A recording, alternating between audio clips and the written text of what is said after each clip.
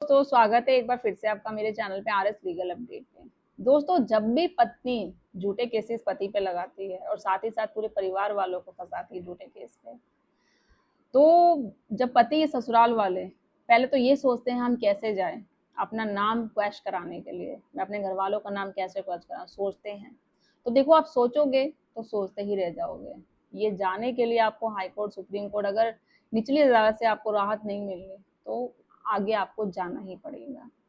एक बार ट्राई करोगे तो क्या पता वो चीजें हो जाए। जब आपको पता है आप पे झूठे आरोप लगाए गए हैं, वो आरोप जो आपने वो अपराध किया ही नहीं है, तो क्वेश्चन करने से क्यों घबराना। एक ऐसा ही मामला आया है जिसमें कि पत्नी ने याचिका दी, झूठे कानूनों का झूठे आरोप लगाए पति पे ससुराल वालों पे, वो लोग पहुंचे आगे खारिज कराने के लिए। तो जो पत्नी ने याचिका दी थी कि मुझ पे ये हो रहा है, वो कानून के अधिकारों का दुरुपयोग कर रही थी, कोर्ट ने क्लियर उसकी याचिका पत्नी की खारिज कर दी और पति को उसको ससुराल वालों को रिलीव किया।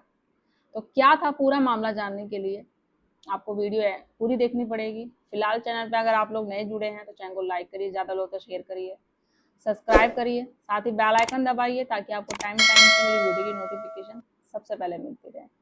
इसका जो डिटेल्स है मैं डिस्क्रिप्शन में शेयर कर लूंगी, आप डिटेल्स अच्छे से पढ़ लीजिएगा। अब क्या था पूरा मामला समझते हैं हम। इस जजमेंट के अनुसार पति और उसके परिवार के खिलाफ कानूनी कार्रवाई शुरू हुई। जैसे मामले और जैसे होते हैं झूठे फोनाइटी दहेज, ये सारे पत्नी ने आरोप लगा रखे थे। मामला पहुंच गया सुप्रीम कोर्ट। रिपोर्ट के अनुसार सुप्रीम कोर्ट ने महिला की याचिका खारिज करते हुए यह माना कि इस मामले में आगे कार्रवाई करना जारी रखना बिल्कुल दुरुपयोग होगा, अब्यूज ऑफ प्रोसेस होगा। क्यों, ये समझना बहुत जरूरी है कि हर केस अपने फैक्ट और सबूतों के आधार पर तय होता है, इसलिए किसी एक फैसले को सभी मामलों पर लागू करना ये सही नहीं होता।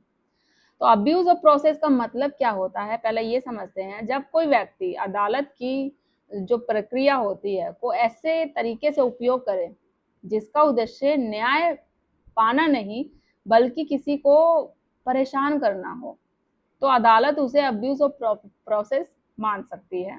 और मोस्टली आजकल केसों में यही हो रहा है। हालांकि ये हर मामले में उपलब्ध रिकॉर्ड और परिस्थितियों को देखकर ही निकाला जाता है। अब क्या इसका मतलब सभी शिकायतें झूठी होती हैं? सभी शिकायतें नहीं होती, पर 90% मान के चलो ये शिकायतें झूठी होती है।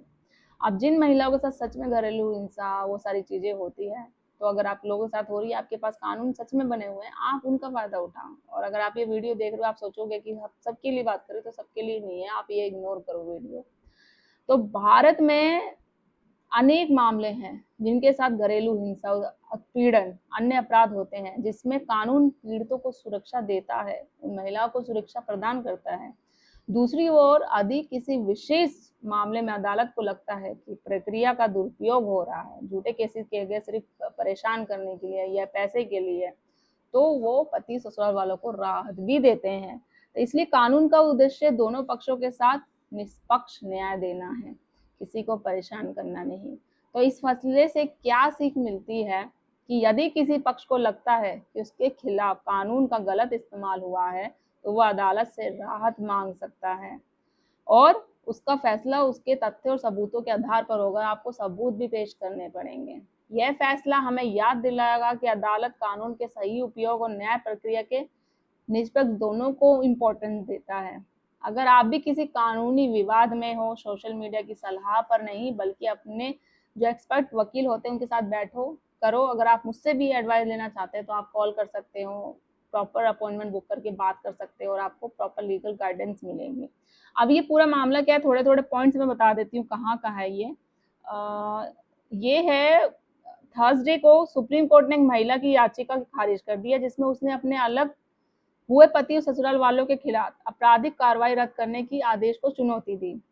जस्टिन सुधांशु धूलिया और जस्टिन विनोद चंद्र की पीठ ने मामले में सुनवाई करते हुए पाया कि महिला के बयानों को असंगतता थी और शारीरिक हिंसा के कोई विशिष्ट आरोप नहीं थे। जैसे लगाते हैं कि भाई मुझे मारा गया, पीटा गया है दहेज के लिए, तो कोई प्रूफ नहीं था, कोई सबूत नहीं थी, कोई ऐसी नहीं थी कि भाई उसके साथ फिजिकल उसके साथ वायलेंस हुआ है, तो कोई भी कुछ नहीं था। तो कोर्ट ने क्या कहा है, महिला की शिकायत और मजिस्ट्रेट के समक्ष दिए बयानों में स्पष्टता की कमी थी जिसमें न्यायिक प्रक्रिया का दुरुपयोग माना गया और वो अलग अलग कोर्ट में अलग अलग अपने बयान भी दे रही थी।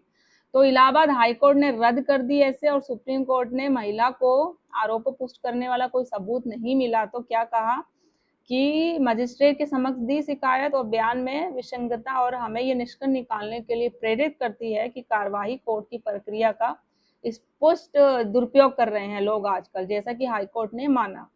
तो इलाहाबाद हाई कोर्ट ने आपराधिक कार्रवाई को रद्द कर दी क्योंकि अलग रह रहे पति और उसके माता पिता ने अधीनस्थ कोर्ट के समक्ष खिलाफ कोर्ट का रुख किया था।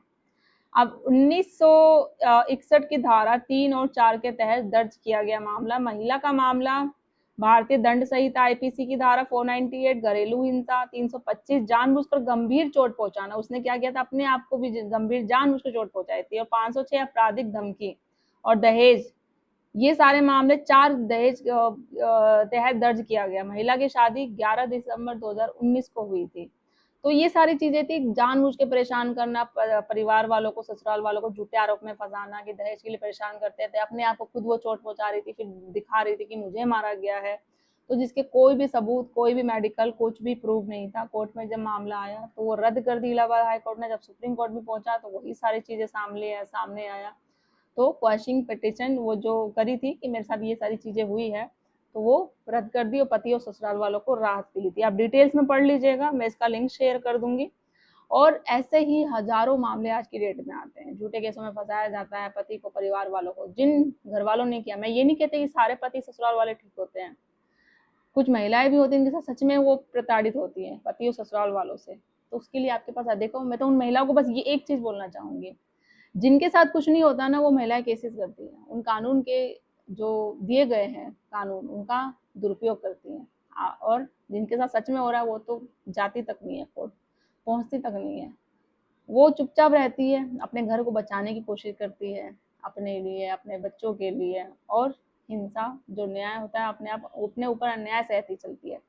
तो न्याय भी अन्याय भी सहना अपने ऊपर, ये भी एक वही होता है, अपराध होता है।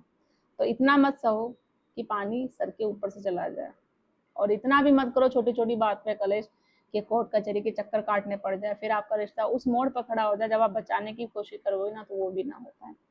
सो आई होप पहले रिश्ते को बचाने की कोशिश करो। अलग होने के बहुत रास्ते हैं, हर कोई बता सकता है, और वो चीज़ काम करो जो कानून के दायरे में रह के हो सकते हैं। सो आई होप वीडियो पसंद आई होगी आपको, तो ज़्यादा लोग तक शेयर करिए, सब्सक्राइब करिए। जल्दी मिलूंगी नेक्स्ट वीडियो में, तब तक के लिए थैंक यू।